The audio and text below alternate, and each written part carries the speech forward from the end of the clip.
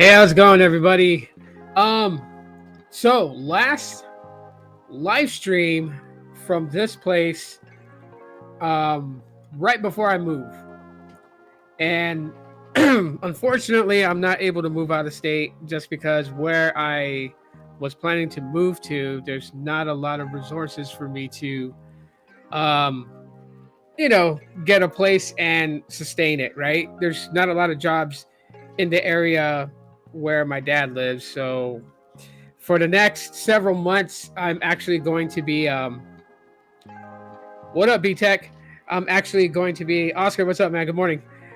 I'm going to be watching closely to see if there's any job openings in that area, and when they are, put in my bid for the position over there and try to secure it, and then I should be able to move there. So, because this place is, it's falling apart, I guess you could say. I would say that.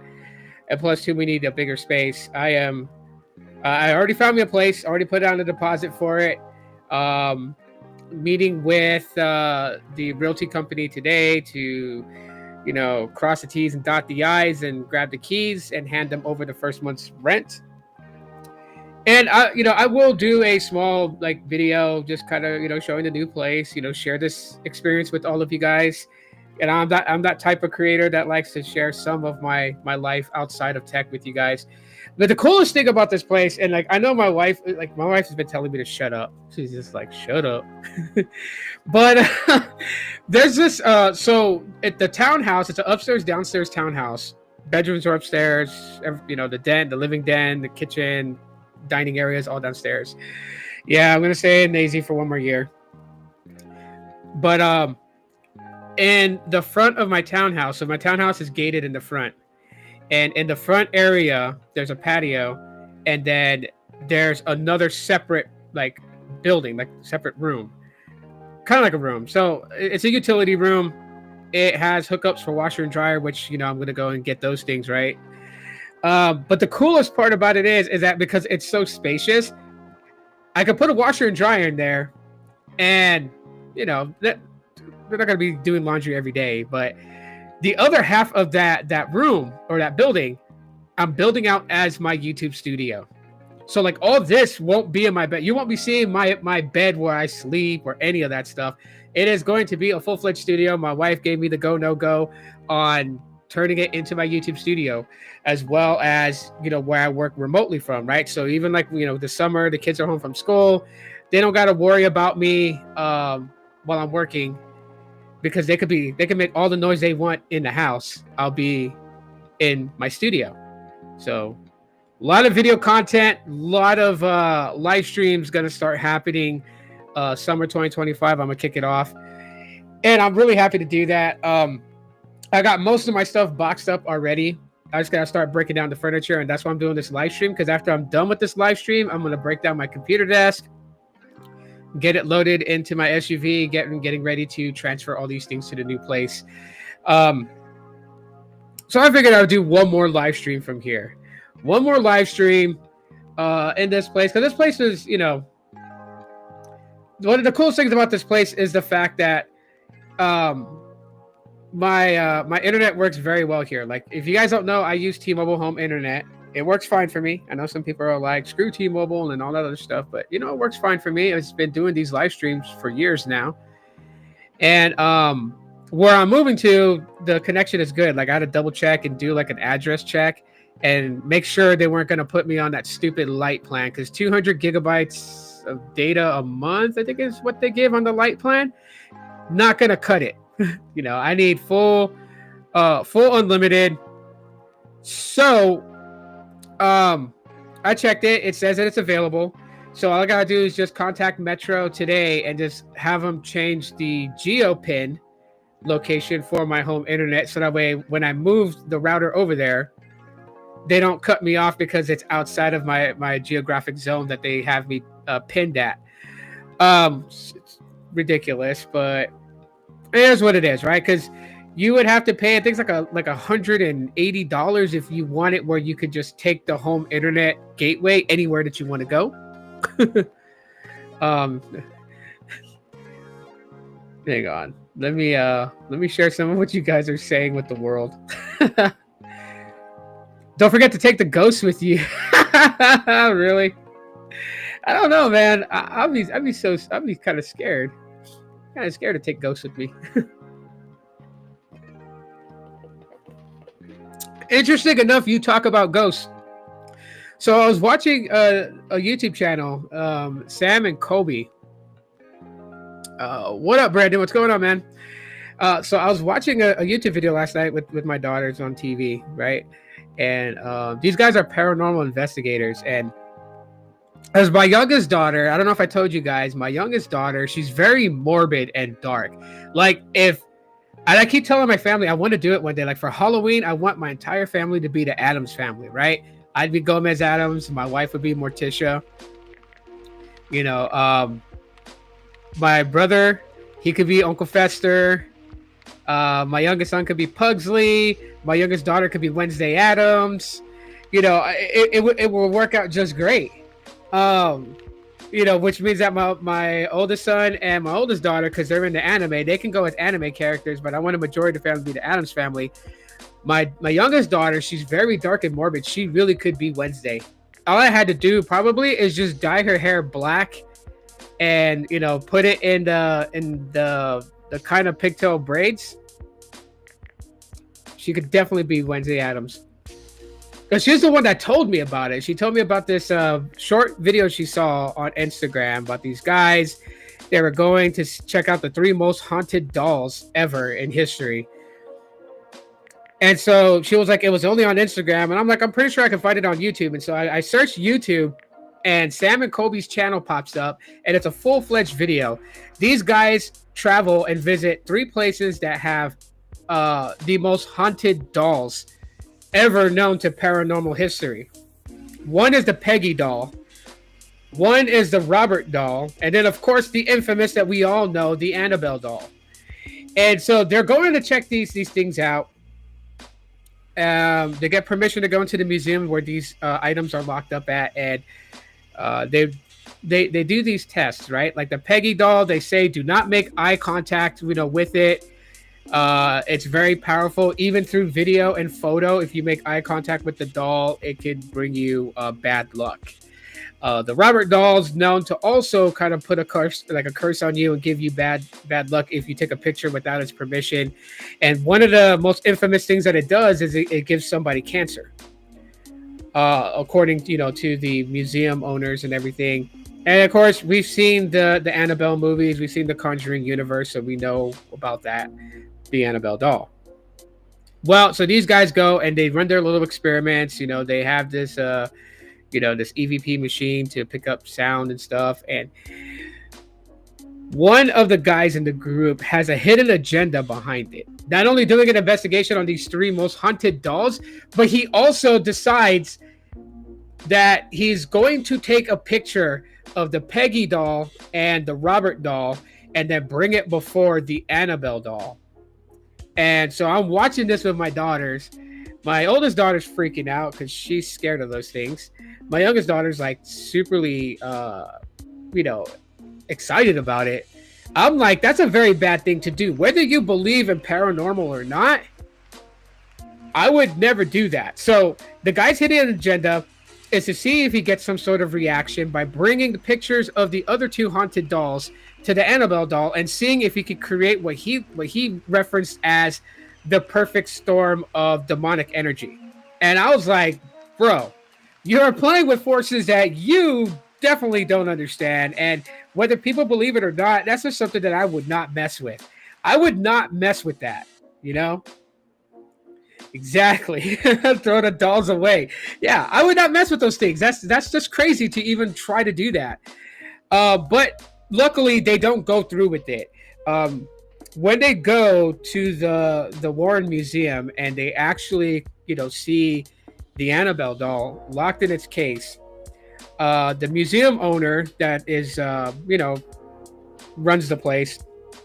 Obviously, these guys, they explained to them that the Annabelle doll is so powerful that they would prefer both guys get blessed by a priest and let the priest bless the entire museum before they try their experiment. And so, they get blessed. They go in. Well, they're going at one at a time. The first one goes in, has that little EVP recording machine, tries to talk to the doll, gets a bunch of responses, right? There's a lot of activity happening.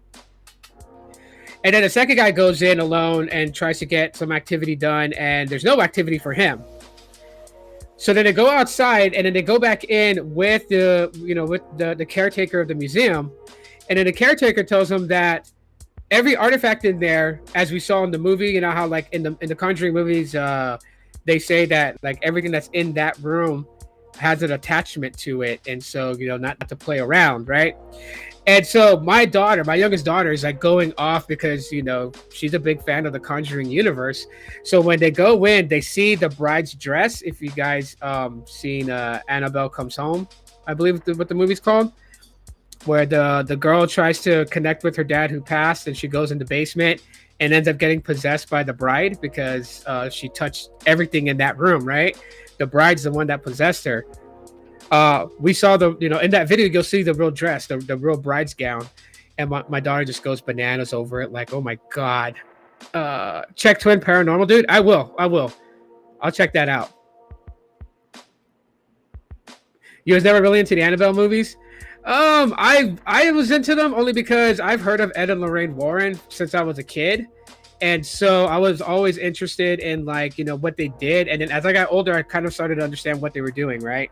And then I know my youngest daughter, she's like, when she graduates college, like that's the gift that she wants from me, is to take a road trip and visit like all these different haunted places over the summer. I know one of the things that we are planning to do this year is spend the weekend in Jerome, Arizona, because that place is like supposed to be really haunted. So we're supposed to go there. It's named one of the most haunted cities in America. So if you guys look up Jerome, Arizona, and you guys will start to see some of the lore of that place. But anyways, yeah, these two guys, man, they're freaking nuts. The caretaker of the museum tells them the reason why that energy is starting to happen is because you have the Annabelle doll in there, but you also have the shadow doll. And he starts to tell the history behind that a witch doctor used to send people curses by using the shadow doll. So the shadow doll looks like a porcelain doll with a black dress. It's encased in a similar casing that the Annabelle doll's encased in. And it's blessed every month. The priest comes in and bless these artifacts. And what the witch doctor would do is he would take a picture of the doll, because the witch doctor was into not voodoo but hoodoo. If you've ever been to Louisiana, New Orleans, there's a difference between voodoo. Voodoo's a religion. Hoodoo is the practice of black magic. And so this witch doctor was doing that. He would take a picture of the doll. He would write what type of curse he wants on the back of the Polaroid, stuff it in an envelope, and send it to people. And when people open the envelope, they're cursed with whatever the curse was, right? And so the caretaker was like, the Annabelle doll and the shadow doll tend to compete for energy with people in that room. And I was like, these guys are really nuts. So at the end of the episode, they both get into an argument in the car. They go off camera. The reason why is because I believe it's Kobe who's the one that took a picture of the Robert doll back in 2021, he says, and ended up with cancer, and is a cancer survivor, and really believes that the doll gave him cancer for him being disrespectful by taking a photo of the Robert doll without asking permission.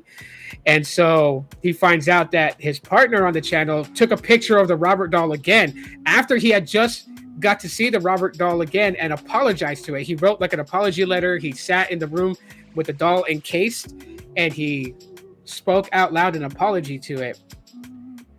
And then his partner decides before they leave, without no one knowing, take a picture of the doll again because he wants to try to bring all these three dolls together. It's absolutely crazy. If you guys want to see it, I believe the channel Sam and Kobe is what it is. And they do paranormal investigations. I guess the guy that was trying to create this demonic superstorm by bringing 3 photos of 3 possessed dolls in one area had something happen to him at the Queen's Mary ship, and he's still grappling with is this real, right? And we don't know what's real, what's not real. We can't say with 100% certainty that there's no such thing as demons, but we can't say that they are if we've never experienced it. I know my youngest daughter was talking about she wanted to buy that demon house. She saw the movie Deliverance, and on Tubi TV she saw the documentary about the house that apparently like three families lived in, and it's super activity in there. And one of the most wide open cases about it, because two children were actually possessed, and the hospital in that town witnessed it as one of the kids was recorded being able to climb up the wall as he was going through all this stuff. So it was like, it's very weird. There's a lot up here in New England. That's one place I really want to move to, Brandon. I really want to move to New England one day, just to experience Halloween. Like, that's just one of my Halloween is my favorite holiday. I'm sure you guys know that, and I love the scenery of like fall where the leaves are dying, the leaves are going orange, the nights are longer, the nights are colder, like super moons, like super full moons, and just the eeriness. And of course the East Coast really kind of amplifies that. The landscape, the topography, everything about it just screams Halloween up in the the Northeast area of the United States into Canada, right? So I always wanted to go out there for Halloween, just to experience it. You know what I mean? Like being out here in the desert, Halloween's a little bit different. It's so commercialized out this way, and people really don't get into the Halloween spirit. If they do, it's always things based off the MCU, the DCU, anime and stuff like that. There's not really anything scary that happens here in my neck of the woods when it comes to Halloween, except for the 13th floor haunted house and Fear Farm. That's like the only two things. And they're pretty good. Don't get me wrong. If you've never been to the 13th floor, you ever come out this way, you have got to go during the Halloween season. You have got to go. It's really cool. It's really good. And of course, Fair Farm, it's a giant farm field. That's just like a haunted house, except it's a field. And you're going through a maze. You're going through a corduroy maze. And yeah, it can get pretty intense. So, yeah, for those who are joining in late, if you guys don't know, I'm just chit-chatting with you guys. Today's my last day in here. I am moving out of this place into a bigger place. I'm very happy to be moving there. I'm very happy that it has a separate building for me to build out a YouTube studio to do more live streams, do more videos without worrying about interfering with what the rest of my family is doing, since it's not inside the house. So I'm very excited for this move. And before I break down my computer desk and start breaking down my PC and getting the monitors wrapped up to protect the display and all the cords rolled up and secured so that way they're I can transport them, I figured I would do one more live stream.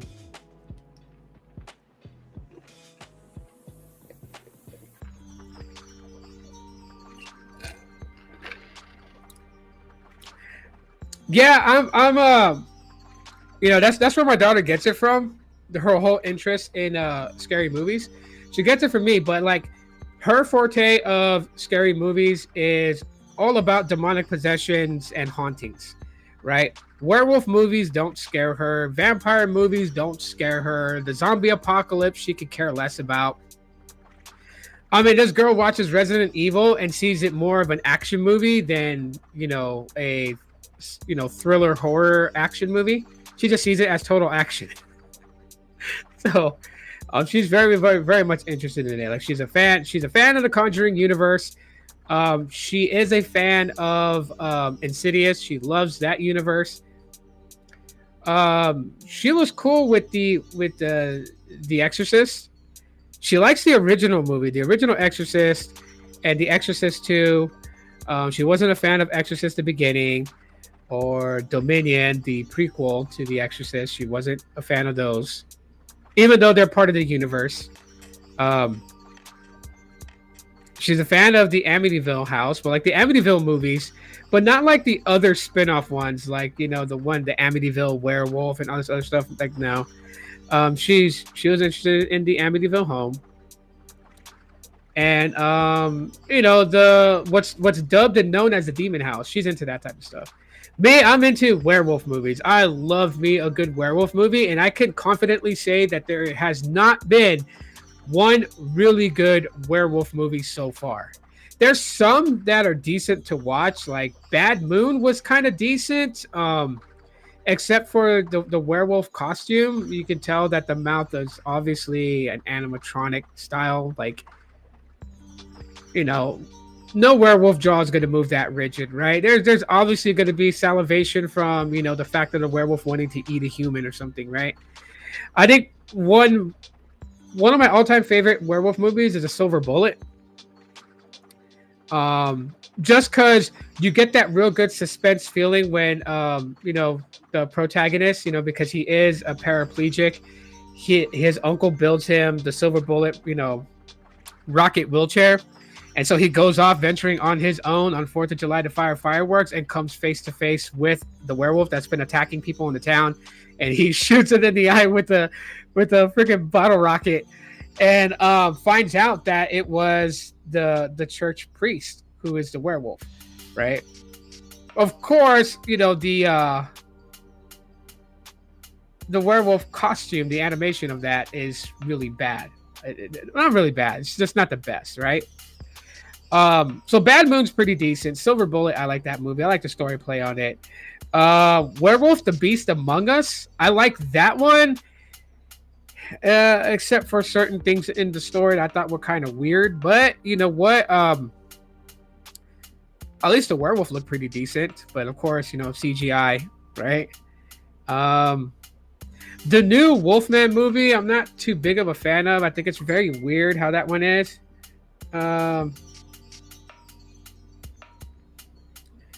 So, yeah.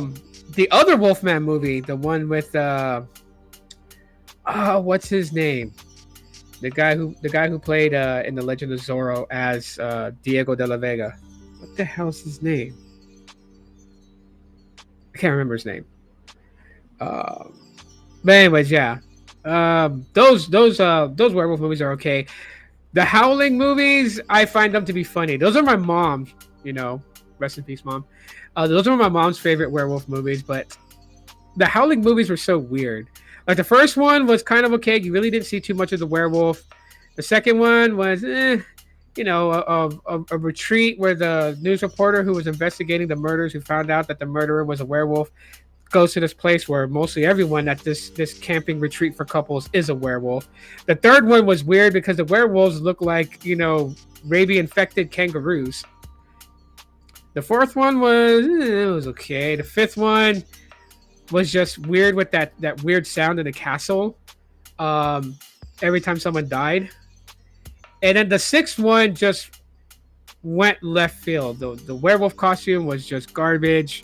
The fact that the antagonist was a vampire and the protagonist happens to be a werewolf, that was just a little weird. I don't know if you guys ever seen The Howling 6 Freaks, but out of all the movies, that was my favorite one to watch just because I like watching werewolves and vampires go at it. Van Helsing movie, I thought that movie was pretty good. I like the Netflix series of Van Helsing, but the Van Helsing movie with Hugh Jackman, I thought was pretty okay. You got all the movie classic horror monsters, right? The Frankenstein monster, the Wolfman, Dracula, the Frankenstein monster, Igor, Dr. Jekyll, Mr. Hyde. You had all those in there. True, my favorite is the Underworld series. Yeah, the Underworld series is probably the best one for a werewolf versus vampire. And I would say the idea of the Underworld universe, to me, was always something pretty cool.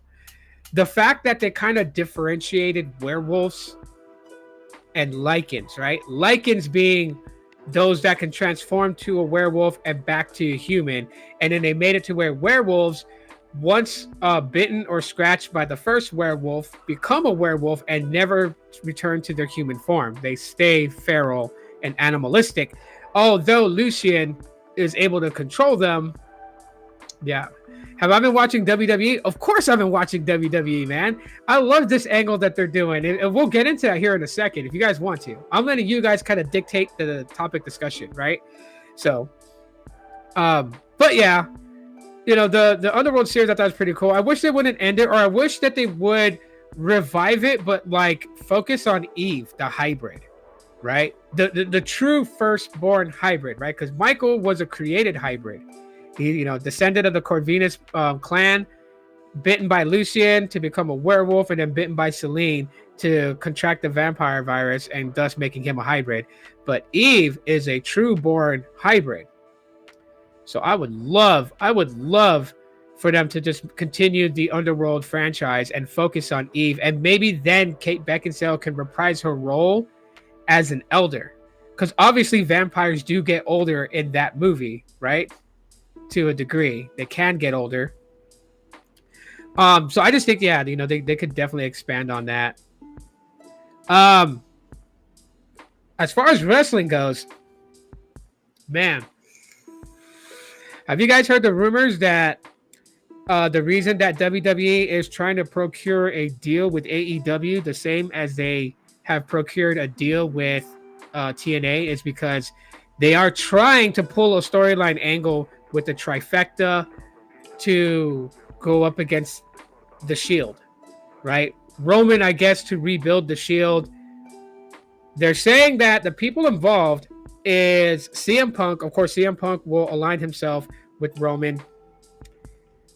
And they're hoping to bring Jon Moxley to come to WWE and to participate in this, the Shield angle, and then make, appearances, kind of like what they've done with Joe Hendry, right? Joe Hendry being in the Royal Rumble, Joe Hendry appearing at NXT, Joe Hendry at WrestleMania, which was huge, right? Huge, because they normally don't do that. They normally don't let someone from an outside promotion come and entertain at their biggest PLE, formerly pay-per-view, which is WrestleMania. And so that's a big thing for Joe Hendry.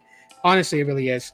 But I'm liking that angle. I'm liking the fact that, that they didn't take Braun Breaker and make him get a rematch against Jey Uso for the World Heavyweight title.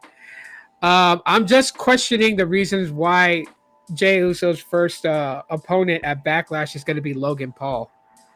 Not that I'm saying there's anything, wrong with Logan Paul wanting to be involved in pro wrestling, but at the same time too, I just feel like that, give him a match that makes it seem like that he is worthy to challenge for the title, because it's just, yeah, it's really bad. I don't like this angle, but you know what? Maybe, they're just feeding Logan into Jay, just, so Jay has a match at Backlash, and maybe, he's still resting. There's the scripts removed their plans next event.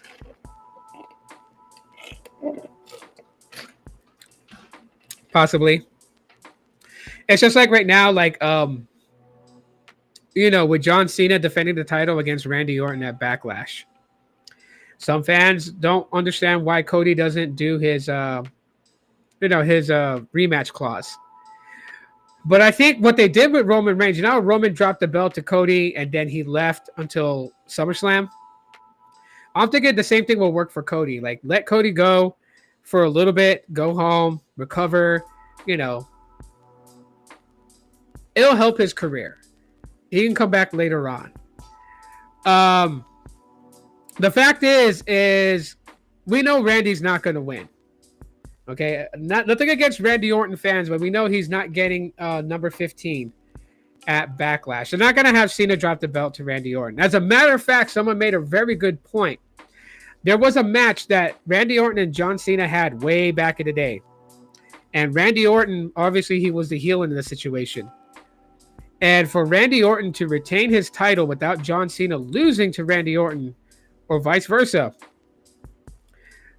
after Randy realized that, it was going to be too much work to defeat John Cena, I don't know if you guys remember, but then Randy Orton punched the referee in the face, and the referee disqualified Randy Orton and stopped the match. And so Randy retained the WWE Championship. And of course, John Cena got screwed out of it. I think that's what's going to happen. John is going to repay Randy Orton the same gesture, where Randy doesn't have to lose to John Cena, and John doesn't have to drop the belt right now. And that is, I believe John Cena will hit the referee, costing the match. And so everyone kind of walks away from that. One thing that I thought was pretty interesting that I read online was people saying that maybe R-Truth is the one to dethrone John Cena. Maybe R-Truth finally gets a really big push and challenges his hero, because he's been having these backstage interactions with John Cena, and so that would be a very good angle, a very good twist. Because to me, Cody doesn't need a belt anymore. I think he's pretty much put himself on that status right now where he can go at least a year or two without a title and he'll be just fine. He won't fade back down to mid card. So I just feel that would be a good way for John to go out.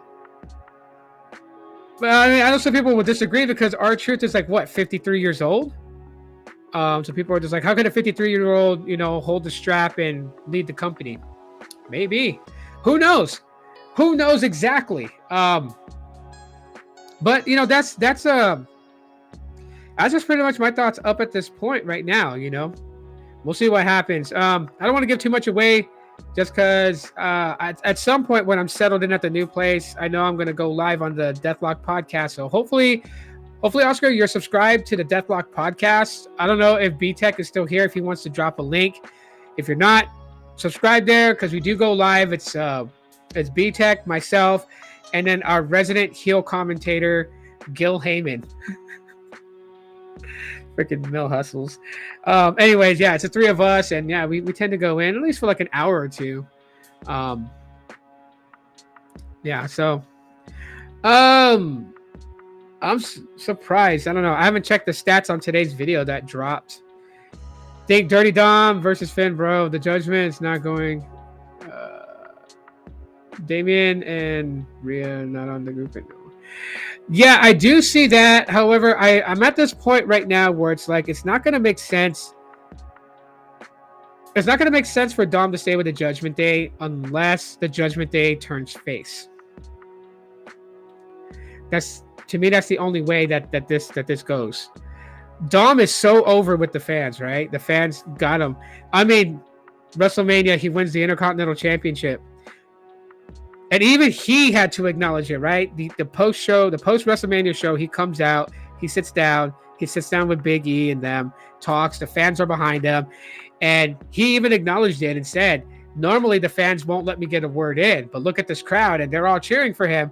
And then he kind of went face with the crowd, and kind of like, I mean, yeah, he said he still calls his dad his deadbeat dad, and he calls himself now the greatest Intercontinental Champion of all time. But no matter how much he tries to use these heel tactics, fans aren't biting anymore. They're wanting him as a face. So I think it's just a good notion for WWE to just organically let Dom become a face. Now, whether the fact that the Judgment Day goes face or not, that's on WWE. Honestly, I feel like that Dom should just be on his own. Liv is going to step out because she's got that Hollywood movie that she's doing, and it's a very big role that she got. So shout out to her. And it's not a Marvel Cinematic Universe movie or any of those, but it's a very big role in a movie that, is really going to get her exposure into the Hollywood film industry. So who knows? Liv could be the next one to step away from pro wrestling and head into Hollywood as an actress. We'll have to see. But with her out the way, Raquel, JD McDonough's back. Finn could actually just exile Dominic out of pure jealousy, and they could just start a feud between them two. Obviously, Dom's not going to run for help from his dad, but I do think at some point his dad and the LWO will help him. It's kind of a good way to kind of close that chapter of bitterness between father and son without having Dominic having to step in that role again and being under his dad's shadow. Dominic has casted his own shadow so big that he can't fit in anyone's shadow anymore. There is good things in the future for Dominic Mysterio. So, big shout out to him on his Intercontinental victory. Very good. But anyways, I'm surprised with today's video that dropped. I gotta look at the stats later and see what's kind of going on with that. I know videos haven't been too good on my channel with stats.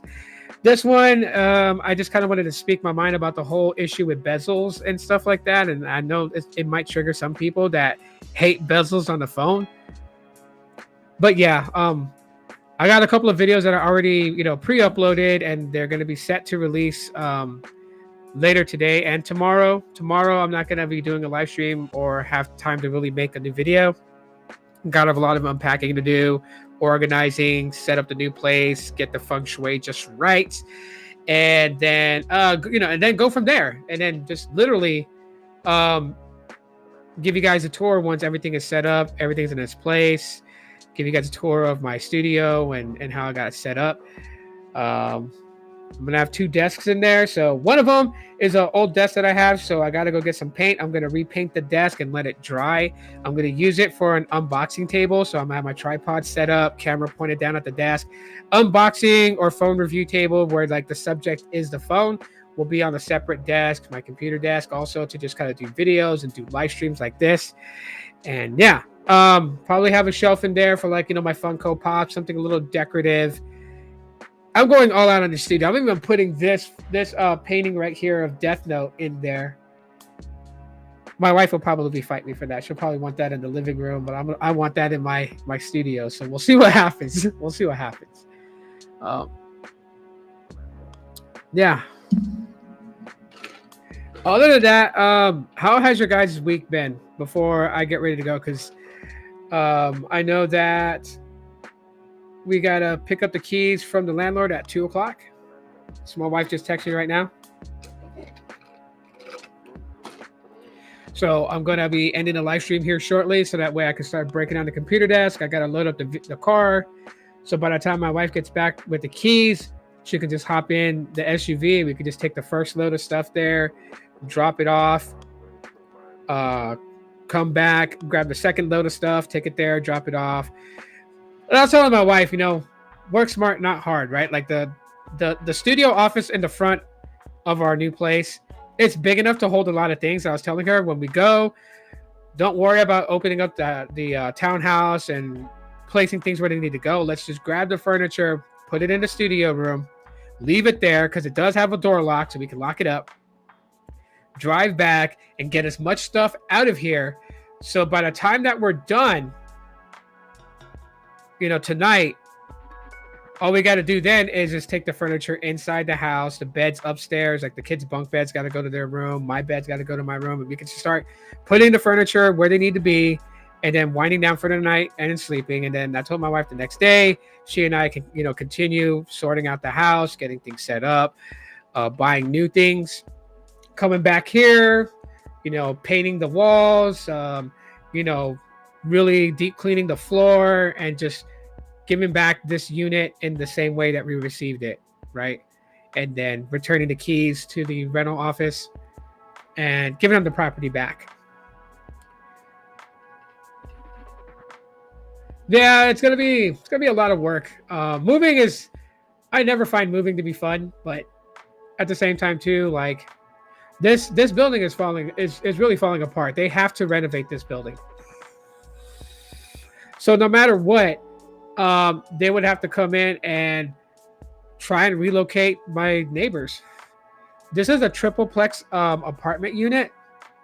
So I have 2 other apartment neighbors, and the building is very old. These walls, they're barely insulated.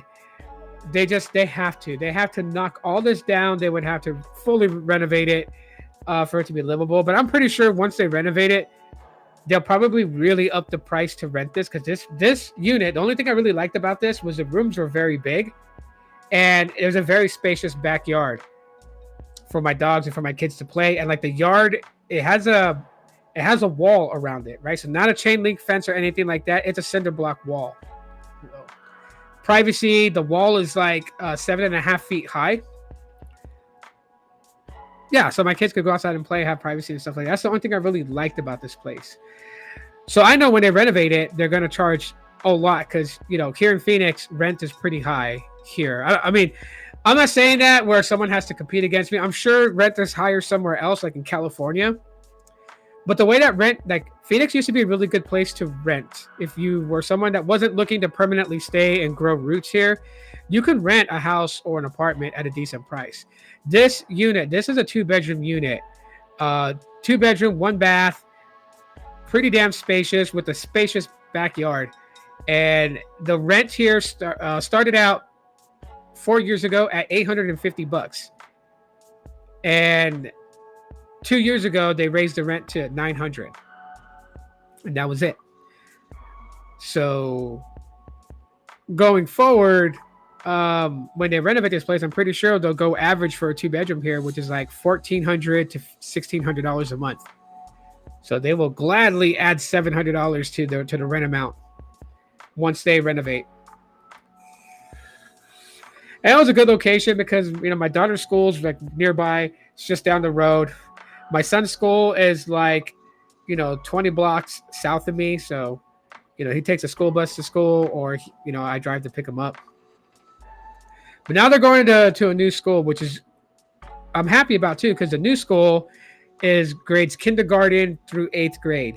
So my youngest daughter and my youngest son will go to school together, which is down the road from where I live. I can literally walk to go pick up my kids, which I like to do. I mean, I know my daughters don't like to walk in the sun, but it's my form of exercise. So when my kiddos are getting out of school, it's like 1 block away from where I live. So I can get my runners on and jog to their school and then wait for them outside and then walk home with them, right? I don't have to drive, waste gas, and any of that stuff. My oldest daughter, it's hard for her because she's got to pick a high school she wants to go to. Like, high schools are so different now. It's like your high school is like signing up for college. There are like so many high schools in the great city of Phoenix, and some schools specialize in specific job trades. Like my second oldest son, he graduated from Coding Academy, which is a high school here. It's adjacent to Central High School in Phoenix, but it specifically focuses on software engineering and technology based trades, right?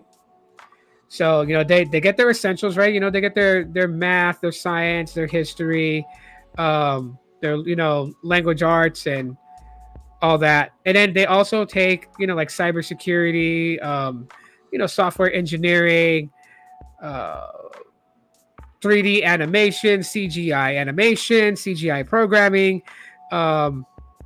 just all that stuff. They have like projects. I think I shared a live stream or a video that I did on here last year around this time, where my son had a presentation that they were doing the entire high school, his 4 years of high school. They had a project. So in the beginning, in freshman year, him and his friends, their group, they built a video game. It was very, it's their first video game that they built, right? So there were still missing pieces of the story. There were still missing levels and stuff like that. So for their senior project, they finished the game. They went in, they recoded things for better performance. They built levels. They developed, character development. They built stories, and then they unveiled their game. And then they built a trailer for their game that they uploaded to YouTube. One day I will share that trailer so you guys can see it. I don't know if they kept it up or if they took it down. I'll ask my son later. But it was pretty fun. It was a fun game too. Fun game to play. It almost reminded me of, Final Fantasy back in the 90s, right? Slightly kind of angled topside RPG style. It was pretty cool. Yeah, so they have high schools like that. They got high schools that are dedicated to culinary. They got high schools that's dedicated, to urban development and construction. And I'm like, I'm telling my daughter she has to go through a list of high schools and figure out what school she wants to go to. And then we got to figure out how we're going to get her to school and from home. Call me an overprotective parent, but this city was one of the hub cities for human trafficking. So my daughter will not take the city bus to school. She will not take the city train to school. She's not traveling to school on her own. So my wife and I got to figure out how we're getting her to school and how we're getting her home.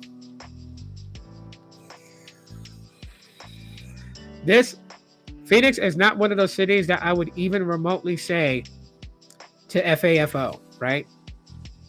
Do not fuck around and find out here. I mean, one of our local malls that is well known called Arizona Mills. That mall is a well-known mall here in the city. It's in Tempe, Arizona. And but it is also a known hub for where traffickers abduct kids. They got them all over in the mall, walking around the food court area, by the play place where the kids can play while parents are shopping, and they are literally targeting people. One guy posted a TikTok. He was followed by a man and his wife, who happened to be spotters, and he confronted the guy, and the guy and his wife got angry and cussed him out, and were trying to like keep their face out of sight of his camera. But he got him good already. He had been recording them without them knowing. And so yeah, this city, I could not. I've always told my daughters, I had talks with my daughters all the time. I've always explained to them what to do. I always explained to them, how I would feel about certain things. I know some people will say it's not right, but my oldest daughter carries one of these, and it's a miniature butterfly, and I've told her how to use it and what to go for if someone is attacking her, how to save herself, because today we can't really count on law enforcement, and this is why that I get aggravated with people shaming cops. Like, not every cop is good. There are cops that are bad. There are cops that abuse their power. We know this. This happens in any workplace environment. But the fact that a few bad cops make everybody turn against the good ones, now we don't even have good response times. I mean, I shared the fact that a guy tried to break into this apartment, and he wouldn't have been caught if my wife didn't go after him. Like, my wife wanted me here because my son was here, to keep my son safe in case the guy came back. She hopped in our car and drove the neighborhood and found him. And while I was on the phone with 911, she was on the phone with my son on speaker, and we were coordinating so that the way the dispatcher can dispatch to the police officers en route where to go, what street to turn on. And that's how they found him. And even a cop said it. He was like, it was because of my wife they were able to catch him, because usually when these guys run and hide, they wouldn't find him. They would get away. Cops are leery about what they're going to get themselves into, because people just tend to scream at them, talk shit, call them all kinds of names. Or if they have a justified reason to arrest somebody, you got people screaming, "I can't breathe, I can't breathe." Like, that's the new slogan of anyone getting arrested who's trying to avoid getting arrested.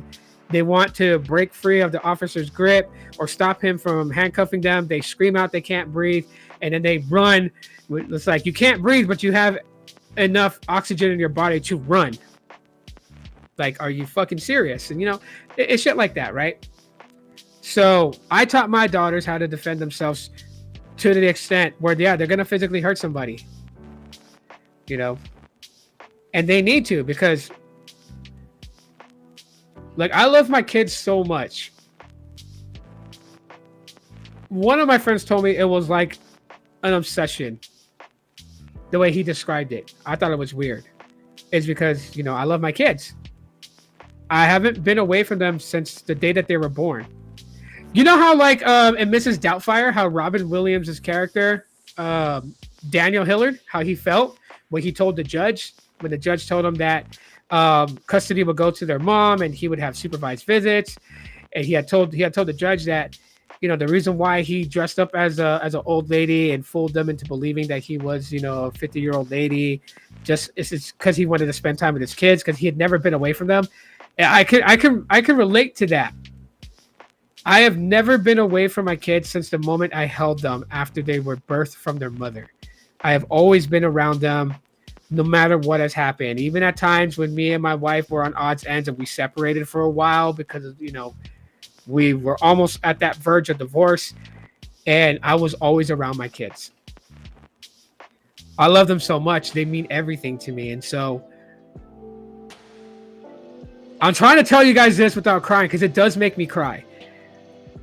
But I can't imagine my kids taken from me and then going through horrible things that people would do, whether, physically and gross and that type of stuff. I could not imagine my kids going through that. And so I have to stay on top of what they do. I have to be protective of them.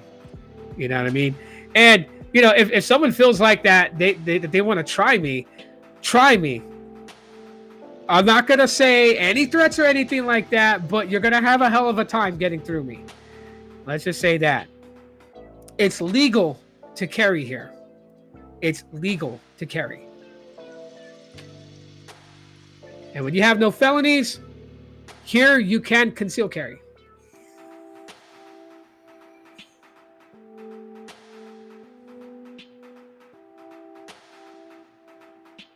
Yeah, no. El Paso's another hub, bro. I know that. Arizona, like Phoenix, Arizona is a hub. El Paso is another hub. San Antonio is a hub. Houston is a hub. Yeah, dude, bro. San Diego. A lot of major cities that are close to the border are hubs. There are places where these things happen, right? So my youngest daughter, she knows how to use weapons also. She has one of these little guys with her. They got them on their keychains in their backpack. And I tell them, make sure the school doesn't see it. You know. But I want it for their protection in case something happens. They know never to use it because my daughter's been in like a couple of fights. She's never brought that out for a fight between another student, right? My daughter likes to win fair and square, especially with all the training that I've given her, right? You know, so she hits the heavy bag. I've taught her how to throw a punch, to put power behind her punch and everything, and she, you know, uses that as a last minute resort when she gets into arguments with students at school, which is very rare, right? She's only had like 2 fights. You know, my oldest daughter, she's such a saint. She doesn't like to hurt people, but she knows she has to in that situation. If someone is trying to abduct her, she knows she has to. You know, they're trying to pass a law here that bans smartphones in school, right? I'm all for it. And my daughters are like, if they ban it, then we can't have it. We can't take it to school. And I told them, if you power the phone off and it's in your backpack, how would the school know? You know, the school doesn't have metal detectors set up. So how would they know? The only way they would know that you brought your phone to school is if you whip your phone out at lunch or in the classroom or walking in between classes. And then that would make it your fault because you took your phone out of your bag. So I was like, you keep your phone in your bag in case if anything happens and your school's on lockdown, you have your phone. And you never know, you may need it. Maybe the teacher's phone dies and they don't have a phone in the classroom. The doors are locked. You know, there's an active person on campus with a weapon. She has her phone, comes in clutch for an emergency. So you have to be diligent with your kids. You have to, in my opinion, you have to let them know how the world is working right now. You know, one of the movies that my daughters watch, which I was okay with them watching, was a movie called The Sound of Freedom. And yeah, it scared the bejeebus out of them. It scared them to know that, you know, people can get taken and stuff like that. Kids are taken all the time in different countries, and they're thrown in shipping containers and they're shipped to other countries and they're networked all over the world. And I told her, yes, that's how it works, right? Because that is honestly the biggest lucrative business today in the underground world, right? In the black market. It's not drugs anymore. It's not smuggling, you know, flake into the country. It's not, you know, cooking up crystal. It's not, you know, it's not any of that. Drugs is not the most lucrative business anymore. People are. The sales of another human being is the most lucrative business in the underground world today. This is why it's hard for world agencies and government agencies to take down this business ring. There are so many people involved, and there are people involved that we admire. Actors, actresses, musicians, you know, male athletes, women athletes, multi-millionaire business CEOs, government officials, you know, world leaders, right? When you're at that hierarchy, it's pretty hard to take down a business that is funded and operated by people in power and people in government positions and lawmakers, right? But you keep fighting the good fight. So all these little, you know, groups and these major groups, that combat this type of crime, I tend to support. I tend to give support on whatever it may take.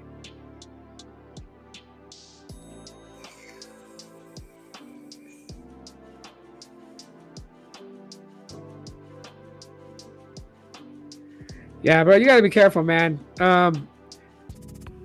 This younger generation, whether they take, disrespect or not, but a lot of them are, in my opinion, they're just chicken shit. Today, it's easier to grab a weapon or concoct and manipulate a plan instead of going toe to toe, skin on skin. Me growing up, that some of my best friends came from getting into a fight. Okay, my brother Ruben, who's not actually my biological brother, he is a brother to me because we have been friends since, he was 15, I was 14. The very first time that I met him, and he annoyed me, and I guess I annoyed him, and I wanted to kick his ass. And we came to that point. And a few months after that, I ran into him again, and we clicked up like best friends. And then we've been best friends for so many years. We still got into fights with each other throughout that time, but we always remained friends. And even till today, we're still friends. And he lives in the next city over. He lives in Tempe, Arizona. And I know he was super happy to find out that I wasn't moving out of state, because he was kind of bummed out because his son moved here, which is my nephew. And so we're like one big family now here. It's him and his son, me and my kids, my wife, and we click up for like, family events like Thanksgiving, Christmas, Halloween, birthdays, just for the hell of it. We go to wrestling events together. Like when SmackDown comes, we go. When Monday Night Raw comes, we go to those. We went to the Royal Rumble together. So we're like a big family. And his siblings are my siblings, right? Like I know his brothers. They're like brothers to me, but if you were to like say, hey, you know what? He needs an organ, and since you're his brother, you're a perfect match. I would have to tell him the truth. Like we're not biologically blood brothers. So you can test me to see if my organ will work in him, but it doesn't mean that it's definitely going to be a great match, because we don't have the same mother. We don't have the same father. But he is my brother. Like he knows that I'd die for him. If he needed me, didn't matter if he was in the right and wrong. If he needed my help, he calls me. He knows I'll be there. I'll help him kick the shit out of anybody that's trying to fight him. And I don't care if he was right or wrong. I'll worry about that after. After we win, after we beat the shit out of somebody that's trying to mess with him, and I take him back to his place, then I'll worry about if he was right or wrong. And then I will scold him if he was wrong. But when he needs me, I'll be there. No questions asked.